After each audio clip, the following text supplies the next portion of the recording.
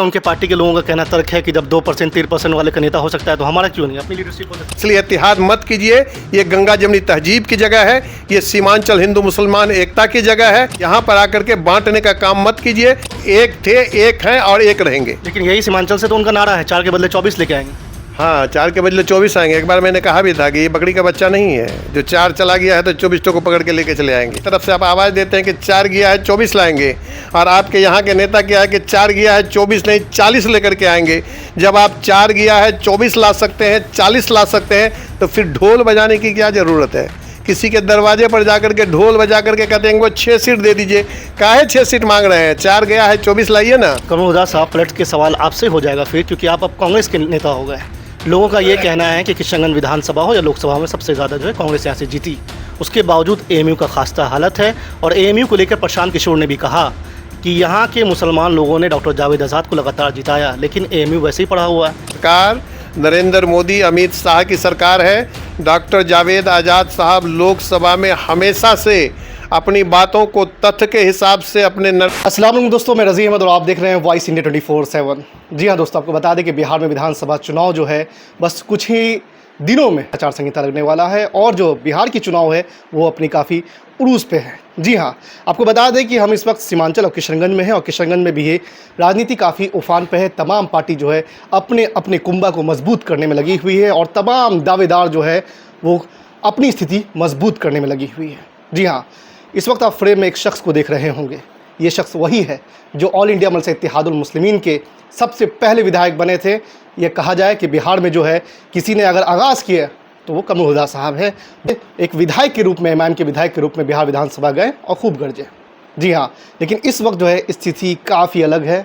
अभी एमआईएम से काफ़ी दूर है और अभी इंडिया अलायंस में कांग्रेस के साथ है। दोस्तों, आपको बता दें कि 2019 का वो चुनाव बाई इलेक्शन किशनगंज में होता है, और कमल हुदा साहब तकरीबन 70,000 वोट लेकर आते हैं, और बीजेपी के प्रत्याशी को कम से कम 10,000 वोटों से चुनाव हरा देते हैं। लेकिन फिर वहीं 2020 में इलेक्शन होता है बिहार विधानसभा का, और उस इलेक्शन में कमल हुदा साहब तीसरे नंबर पर चले जाते हैं। तकरीबन 41,000 कुछ वोट प्राप्त होते हैं। ऐसा क्यों हुआ और क्यों वो इतने पीछे चले गए?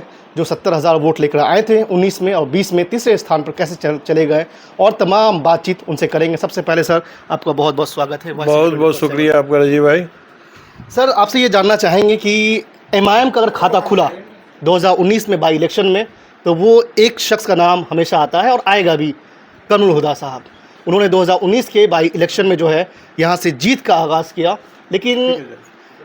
लेकिन वही कमल हुदा साहब 2020 के जब विधानसभा इलेक्शन होते हैं तो वो तीसरे स्थान पर चले जाते हैं। ऐसा क्या हो गया था? देखिए, जीत हार जब मैदान में लोग लड़ता है तो एक आदमी जीतता है, एक आदमी हारता है। और 2020 में हम चुनाव लड़े। कुछ लोग अपना अपना षड्यंत्र भी रचा। खैर, उधर हम लोगों को नहीं जाना है। अल्लाह को मंजूर नहीं था, चुनाव हार गए, और फिर 2020 में हार गए। अब 2025 आएगा इंशाल्लाह, इस चुनाव में हम चुनाव लड़ेंगे इंशाल्लाह। लेकिन उस दौरान वो एक साल में जो है ऐसा भी तो नहीं कि बहुत ज़्यादा एंटी इनकम्बेंसी हो गया आपके ख़िलाफ़, या लोग परेशान हो गए आपसे? उस एक साल में आपने क्या ऐसा किया लोग समझ नहीं पाए आपको? देखिए, उस समय एंटी इनकम्बेंसी भी नहीं था, और हारने का कारण कुछ अपने ही लोग बन गए। जिस लोगों पर भरोसा किए, जिस लोगों पर विश्वास किए, उन लोगों ने ही विश्वासघात किया, और विश्वासघाती की वजह से चुनाव हार का सामना करना पड़ा। विश्वासघात अपने ही पार्टी के लोग किए। जिस पार्टी के लोगों पर मैंने विश्वास किया, उन्होंने ही अंदरूनी विश्वासघात करके चुनाव हरवाने का काम किया। खैर, हम वो बात भी नहीं बोलेंगे, इसलिए कि शायद अल्लाह को मंजूर नहीं था। इसलिए अल्लाह को मुझसे काम लेना होता तो जिता देता, जीत जाते। काम लेना नहीं था, इसलिए हार गए चुनाव। लेकिन अब उस बात को साल हो गए, 5 साल लगभग होने वाले हैं, और बिहार विधानसभा का चुनाव अब होने वाला है। आपकी स्थिति, आपने कांग्रेस, आपने राजद ज्वाइन किया, एमआईएम को छोड़ने के बाद राजद के जिला अध्यक्ष बने, और अब ये परिस्थिति है कि आपने राजद भी छोड़ दिया और कांग्रेस पार्टी में शामिल हो गए। क्या टिकट का कुछ बात हुई है इसलिए कांग्रेस शामिल हुई? नहीं, ऐसी कोई बात नहीं है कि हमने कांग्रेस में जो किया। कांग्रेस में आज देश के हालात को देखते हुए, राज्य के हालात को देखते हुए, डबल इंजन की सरकार को देखते हुए, और केंद्र की जो सरकार है, नरेंद्र मोदी और अमित शाह की सरकार है, जो इन लोगों का बर्बरता है, इस बर्बरतापूर्ण रवैया को देखते हुए मेरे दिल में एक ये हुआ कि अब हमको क्षेत्रीय पार्टी से छोड़ करके राष्ट्रीय पार्टी में जाना चाहिए। इसलिए कि 2029 में जो चुनाव होगा देश के अंदर में, और इंशाल्लाह राष्ट्रीय पार्टी होने के नाते कांग्रेस की सत्ता आएगी और राहुल गांधी उसका प्रधानमंत्री बनेंगे। इस सोच से कि क्षेत्रीय पार्टी में तो काम कर लिए, राष्ट्रीय पार्टी में जाकर के काम करने का मौका मिलेगा। लेकिन सर चर्चा तो सर ये है कि कमलनाथ साहब ये देख लिए थे कि ये सीट जो है राजद को जाने वाली है नहीं, इनको लड़ना था इलेक्शन, तो कांग्रेस में शामिल हुए। खैर वो चर्चा लोग करते होंगे, अलग बात है, लेकिन मेरा तो वही मकसद था कि क्षेत्रीय पार्टी को छोड़ करके नेशनल पार्टी में जाएं, नेशनल पार्टी में काम करने का मौका मिले और नेशनल पार्टी में काम करके आने वाला 25 में भी इंडिया गठबंधन का सरकार बिहार में बने और 29 में भी देश के अंदर में राहुल गांधी देश का प्रधानमंत्री बने और फिर से डॉक्टर जावेद आज़ाद यहाँ का एमपी बने और सारा जो समस्या एमईओ का समस्या है और सारा समस्या का समाधान इंशाअल्लाह होगा। आपको लगातार फील्ड में देखा जा रहा है, पोठिया और दीगर जगह दौरा कर रहे हैं, आपके इसमें काफ़ी भीड़ भी देखा जा रहा है, जैसे फ़ोटोज़ में दिख रहा है। लेकिन सवाल यहाँ है कि इस वक्त जो है कांग्रेस के यहाँ वर्तमान विधायक इजहारुल हुसैन बतौर कमलहुदा साहब कांग्रेस में ज्वाइन होते हैं, क्या मंशा है आपकी? विधानसभा चुनाव लड़ रहे हैं आप? देखिए, ये तो लोगों का मोहब्बत है, मतदाताओं का प्यार है और आम लोगों का मोहब्बत, आम लोगों का प्यार जो मेरे साथ में है, मैं उनका जज्बात, उनके प्यार का कद्र करता हूँ और उनके जज्बात को सलाम करता हूँ। आने वाला कल अगर कांग्रेस पार्टी मुझ पर विश्वास करती है और विश्वास करके मुझे टिकट देती है तो इंशाल्लाह चुनाव लड़ेंगे। अच्छा, सवाल ये भी है आपसे जानना कि आप जो 1 साल विधायक रहे थे एमआईएम के से, क्या मुश्किलों का सामना किए, क्या चीज़ों को देखे क्षेत्र में जो होना था नहीं हुआ अब तक? देखिए, संजोग उस समय ऐसा हो गया कि 19 में हम चुनाव जीते, चुनाव जीतने के बाद 20 तारीख को पूरे देश में लॉकडाउन लग गया और लॉकडाउन लग गया तो पूरे देश तबाह था, देश परेशान था। हमारे इस क्षेत्र के लोग कुछ सिक्किम में फंसे हुए थे, दिल्ली में, हरियाणा में, पंजाब में, जगह जगह में लोग फंसे हुए थे, काफ़ी कॉल्स आ रहा था, नेपाल में फंसे हुए थे, वहाँ से कॉल्स आ रहा था। उस समय लोगों का मैंने मदद करने का काम किया।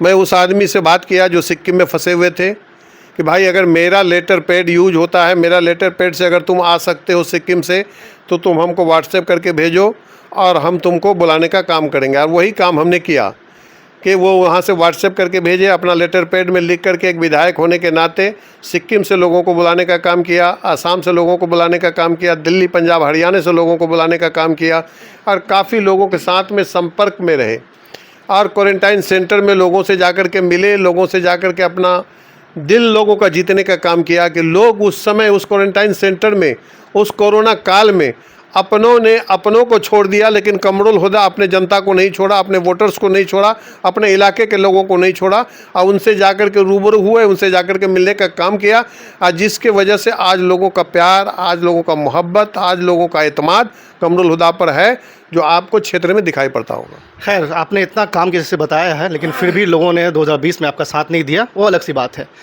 सवाल आपसे ये है इस वक्त कि आप जब मजलिस में थे और मजलिस पे आपसे बेहतर कोई बता नहीं सकता एमआईएम के बारे में क्या हकीकत है, लीडरशिप की बात करते हैं, अपनी क़यादत की बात करते हैं और अभी हाल में ही राजद के वहाँ ढोल बजाते हुए प्रदेश अध्यक्ष अख्तर उद्दीन साहब पहुँचे थे और सिर्फ 6 सीट मांग रहे हैं।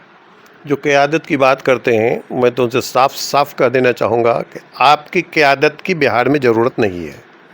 बिहार में ऐसे ऐसे लीडर, ऐसे ऐसे नेता हैं जिन्होंने लोकसभा में अपनी बातों को, मैं डॉक्टर जावेद आज़ाद का बात कर लूं, डॉक्टर जावेद आज़ाद साहब जब लोकसभा में अपनी बात को तथ्य के साथ में रखता है, नरेंद्र मोदी और अमित शाह के आंख में आंख मिलाकर बात करता है, ये हमारा बिहार का नेतृत्व करेगा। बिहार में बहुत सारे ऐसे मुसलमान हैं जो बिहार के नेतृत्व करने के लिए तैयार हैं, इसलिए बैरिस्टर असदुद्दीन साहब आपको हैदराबाद से यहाँ पर आकर के नेतृत्व करने की ज़रूरत नहीं है और यहाँ पर नेतृत्व करने के लिए हमारे बिहार में मुसलमान हैं, आपकी नेतृत्व की ज़रूरत नहीं है। और जो नेतृत्व के नाम पर आप लोगों को धोखा देने का काम करते हैं, ये बंद करें।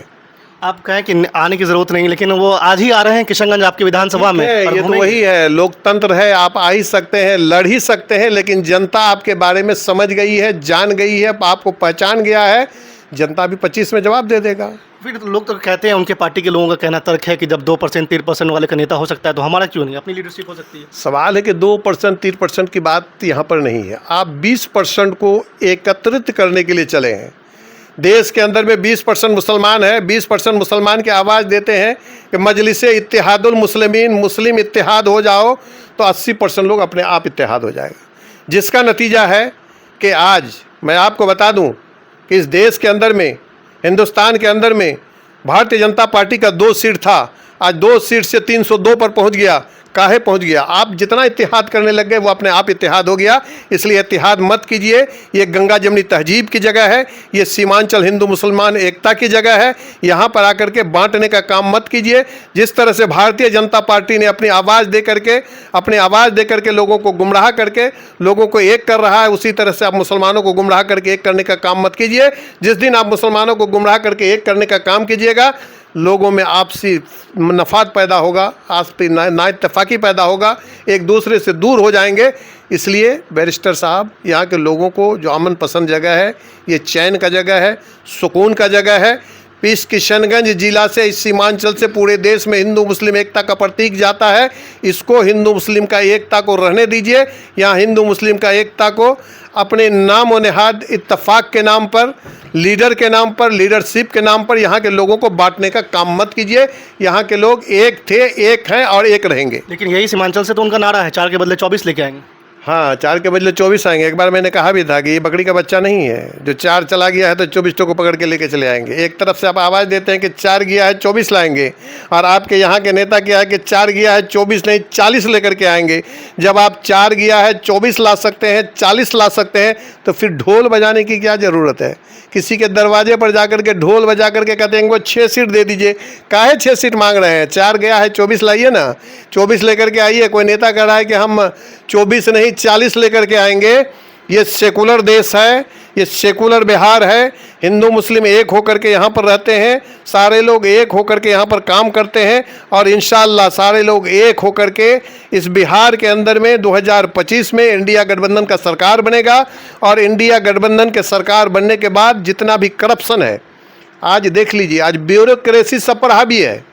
आज त्रिस्तरीय पंचायत के जनप्रतिनिधि मुखिया जी से जाकर पूछ लीजिए, समिति साहब से पूछ लीजिए, प्रमुख साहब से पूछ लीजिए। प्रमुख साहब का बात बीडीओ नहीं मानता है, मुखिया का बात सचिव नहीं मानता है, और डीएम साहब जो है, डीएम साहब और डीडीसी साहब जिला परिषद के चेयरमैन का बात नहीं मानता है। इतना ब्यूरोक्रेसी हावी हो गया है। ये ब्यूरोक्रेसी इंशाल्लाह 2025 में ख़त्म होगा। एक सवाल है जो पूछना आपसे वाजिब है, क्योंकि आप किशनगंज विधानसभा से विधायक रहे हैं। किशनगंज में ना ही बीएड के लिए कॉलेज है, ना ही लॉ कॉलेज है, ना ही मास्टर्स के लिए कॉलेज है। यहाँ के बच्चे को पलायन करना पड़ता है पढ़ने के लिए भी। कौन जिम्मेदार है? किशनगंज के अलावा इस सीमांचल में 2 बीएड कॉलेज हैं।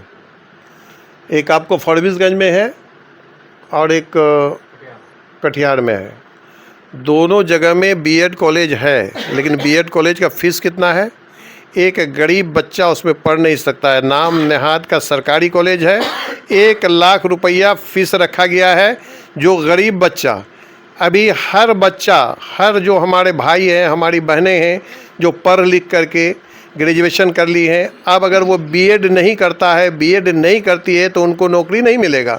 लेकिन उसके पास 1 लाख रुपया नहीं है जो एडमिशन लेकर के बीएड कॉलेज में जाकर के दाखला ले, और दाखला लेकर के बीएड का सर्टिफिकेट ले, ताकि उसको नौकरी मिलेगा। और इस सीमांचल के अंदर में किशनगंज में भी बीएड कॉलेज नहीं है। तो मेरा पहला प्राथमिकता होगा कि यहाँ पर बीएड कॉलेज बने, और बीएड कॉलेज में उसका नॉमिनेशन फ़ी, दाखला का फ़ी कम से कम हो, जो गरीब बच्चा कम से कम अपना उसमें पढ़ सके, फ़ीस दे करके पढ़ सके। और मेडिकल कॉलेज हो यहाँ पर, जो मेडिकल कॉलेज, आज यहाँ का स्थिति यह है कि हमारी माँ बहनें अगर बीमार पड़ती है, हमारा भाई अगर बीमार पड़ता है, तो इनको रेफ़र कर दिया जाता है सिलीगुड़ी, और बगल में सिलीगुड़ी है, या तो सिलीगुड़ी जाइए या फिर पटना, अच्छा इलाज के लिए पटना जाइए। एक मेडिकल कॉलेज हमारे यहाँ पर, सरकारी मेडिकल कॉलेज होना चाहिए, बीएड कॉलेज होना चाहिए। जब तक शिक्षा का स्तर नहीं बढ़ेगा, जब तक हम लोग शिक्षित नहीं होंगे, हमारे बच्चे शिक्षित नहीं होंगे, तब तक विकास नहीं हो सकता इस हिमाचल का। कमरुद्दीन साहब, पलट के सवाल आपसे हो जाएगा फिर, क्योंकि आप अब कांग्रेस के नेता हो गए। लोगों का ये कहना है कि किशनगंज विधानसभा हो या लोकसभा में सबसे ज़्यादा जो है कांग्रेस यहाँ से जीती।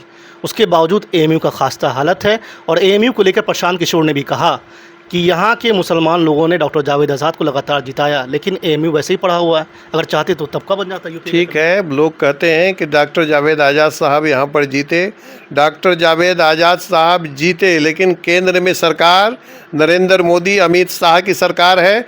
डॉक्टर जावेद आज़ाद साहब लोकसभा में हमेशा से अपनी बातों को तथ्य के हिसाब से अपने नरेंद्र मोदी और अमित शाह के आंख में आंख मिला करके बात करते हैं।